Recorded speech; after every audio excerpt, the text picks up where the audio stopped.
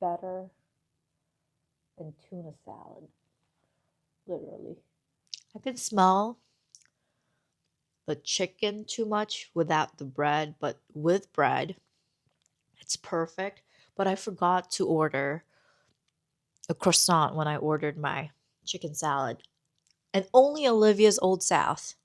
Okay, let's see if my old ass computer will be okay. I just took like a half bath.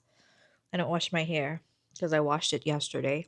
Okay, so welcome back to the channel. In today's episode of Unscripted and Unfiltered Drama Opinions, I want to talk about a drama that I have really enjoyed. And it's a drama that I did not expect that I would enjoy because the two leads, if I'm being honest, I have not really enjoyed their acting in a while. But the drama that we'll be talking about today is the 2026 Chinese Idol costume historical drama, The First Jasmine. It tells the story of a daughter of a, I wouldn't say really powerful but well-to-do household, but she is not favored because her mother died and she really doesn't have solid support in that household. She was stuck in this mountain that her maternal grandfather was running, and that academy was shut down, so she couldn't come down from the mountain and like see the rest of civilization. And the only reason, or the only way she could come down, was to get married. And she was supposed to marry this really handsome prince, but all of a sudden that prince that she was engaged to, who also was her childhood sweetheart, is now suddenly engaged to her sister, and she has to marry an unfortunate, not really like royalty prince. Don't know how that works, but yes, our male lead is still a prince, but he is crippled. He can't walk. He's stuck in a wheelchair all the time.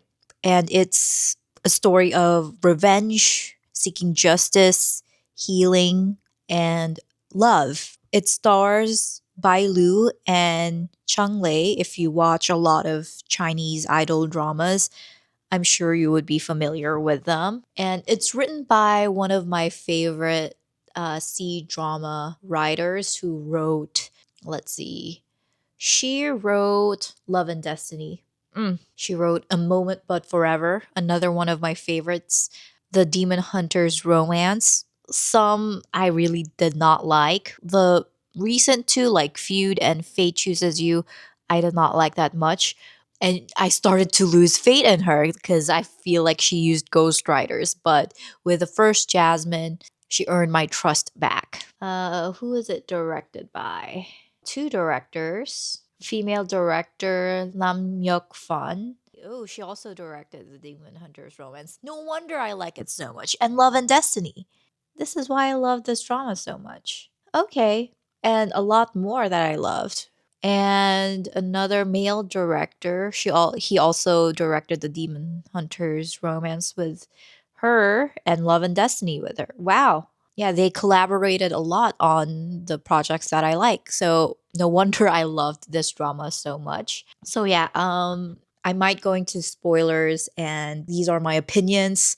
This is not like a review, right? Because it sounds so official. I feel like I need to do like a proper thing. But this is unscripted and unfiltered. So I don't know what will come out of my mouth. Okay. First, production quality. Oh my god. I love it. I love it so much. I wonder why not all Chinese dramas have the production quality, like the standard that they have. Even the higher budgeted ones. I haven't been loving the look of the newer idol romance dramas. Just the care, like the attention to details that they put in, especially Chung Lei's characters, wheelchairs, anything in his house to cater to his disability to make him more comfortable to get around the house. Just amazing. I like the costume. Oh my God, it didn't look cheap. It doesn't hurt my eyes. And it's really beautiful. And the quality of the costumes, you can see it through the screen. Some dramas, they use really nice costumes. And in the still photos, they look amazing. But when you look at the screen, the filter just destroys the color and the texture of the clothing. So I like that most of it made sense, like the background and the character motivations and how things happened just made sense. There is no like mask like reveal. And everything is like very subtle and minimally done. Rhythm and the flow and the pacing and the emotion, even the heightened moments were like really consistent. You just don't feel attacked by the wave of emotions. Like here is a very emotional scene and you should cry too. That type of moments. Which I feel I'm very traumatized by those in C drama land. And I like that it made sense that the female lead was somehow a genius and a person that is actually capable of doing many things. Like she knows about medicine and how to treat people. She knows how to do martial arts. She is an engineer. She knows how to build things. She knows astrology. She knows how to strategize. She knows a lot about literature. And that didn't feel like I'm a girl boss, female lead. I can do anything for some reason without trying to lay a solid foundation on why the female lead is capable of a lot of things. It did not just come out of nowhere. This drama, I think, just healed a lot of my dissatisfactions that I felt about Chinese dramas. Okay. Yeah, like I said, a lot of things in the drama made sense, especially character motivation. People did not like it when the male lead abandoned the female lead when he found out the truth that her mother or her family, well, yeah, her mother was actually the one that is responsible for his brother's death and the downfall of his family and also the reason why he's crippled. This was such a big event and life shattering, life changing event for him. So I would definitely understand why he needed some space. I don't think it was his intention to permanently abandon her, but he needed some space to think things through. Even though his heart, logically, she's done everything for him and finally bring justice to his family and whatever wrongdoing and bring honor back to his brother and his family. But it didn't bring his brother back, and I'm sure he's still hurt by it, and yada yada. And even though she's done everything to help him. I like how complicated the characters are, and how much depth they have. Depth. I always have a hard time pronouncing that word.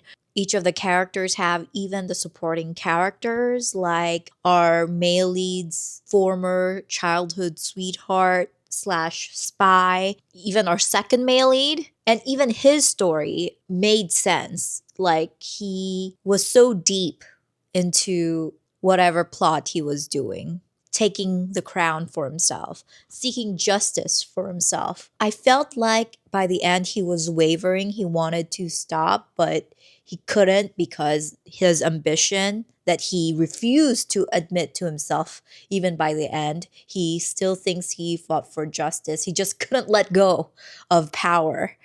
And I like that his rebellion, like his comeback, didn't feel like it was out of nowhere. His storyline, we were constantly reminded that that is a possibility in the background. And I think the end was really fit for him. I didn't understand the female lead sister and why he was so in love with him. They tried to justify it, but I guess she was still young. She was too in love. I thought she would have matured and abandoned her unrequired love for the second male lead and finally live her life. I like the fact that the supporting roles felt like they're human, like they had lives outside of the main storyline, and that they had enough screen time for us to care about them, but not too much to like take over the main storyline and felt like it was just filler. What else? What else? Oh, if one thing I would say that I had a problem, like, and this is just really a nitpick about the drama, is that by the end, the female lead has had such like a female lead halo on her, especially on the scene where she and the Empress Dowager were talking to each other. The drama framed it as she was like getting justice for whatever wrong was done, which is true, but it acted like the female lead did everything in a right way, meaning she did not go behind people's back and killed anyone or wronged anyone. They framed it as she brought the bad people in court and, laid whatever their wrongdoings. That's how she brought justice. But that wasn't the case. I remember for a fact that she burned somebody alive in the earlier episodes of the drama. And I felt it was a little odd that the drama would suddenly switch its gear and suddenly tell us that the female lead is a good person, while in the early episodes of the drama, it was clear. They made it clear that the female lead is cruel and she would do anything to get justice. She wasn't a malicious person. She doesn't discriminate or be mean or be on a power trip just because she has a goal and she would do anything, even be cruel and burn somebody alive. Oh, I liked the romance. It wasn't overly sweet, it wasn't overly sugary or very showy, but I've skimmed through the comments before doing this video, and a lot of the people say if you're expecting romance, then don't. So I feel like for people who are looking forward to overly sweet moments, this drama doesn't have any of that. The drama is about building trust and relying on each other and finding like a life partner than I'll spin you around, slow kiss scenes type of drama. But I liked it. I really liked the connection between the two of them, and it felt like the two characters are meant for each other. Oh, I forgot to mention one thing. I liked how they wrote and portrayed the young emperor.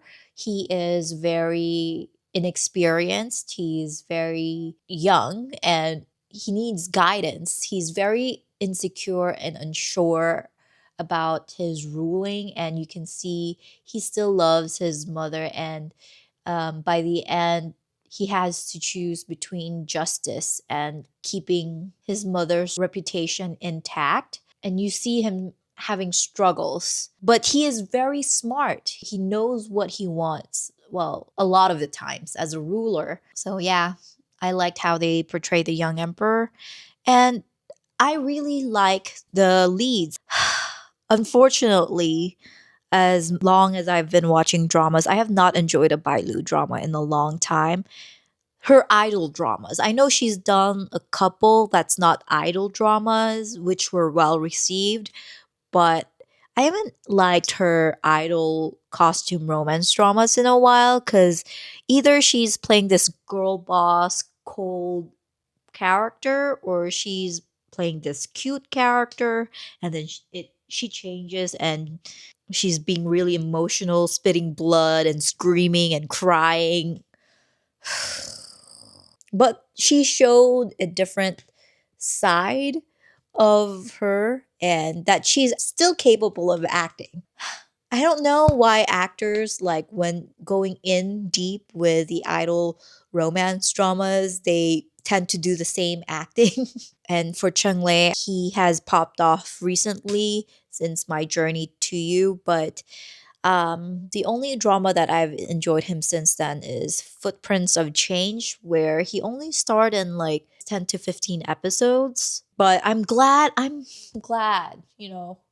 this proves that I'm not a hater. I just like what I like and I don't like what I don't like.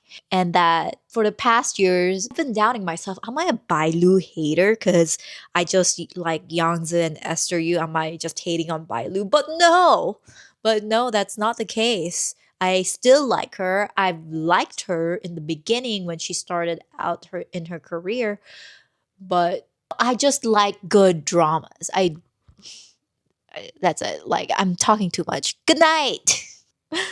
Oh, my rating. I rate this 8 out of no, I rated this 9 out of 10. All right, good night.